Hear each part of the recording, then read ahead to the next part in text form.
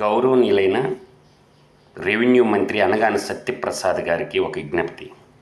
నెల్లూరు జిల్లా కావలి ఆర్డీఓ ఆఫీసులో అవార్డు కాపీలు అగుపట్టడం లేదు.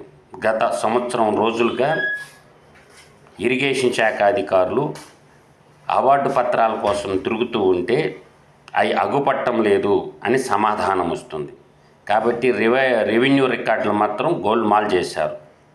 కావలి రెవెన్యూ డివిజన్లోని MI tank, Veerareddypalem MI tank సంబంధించినటువంటి అవార్డు పత్రాలు అగుపట్టడం లేదు. సీఎం ఆఫీసులో అధికారులు అవార్డు ఇవ్వాల్సినటువంటి పేమెంట్ పెండింగ్ ఉంటే దాంట్లో ఇవ్వాల్సిన నమ్మకం ఏంటి, అవార్డు కాపీలు తీసుకురండి అని అడుగుతున్నారు. అందువల్ల రైతులకు ఇవ్వాల్సిన పేమెంట్ ఆగిపోయింది. శంకిస్తున్నారు, రైతుల యొక్క శీలాన్ని శంకిస్తున్నారు.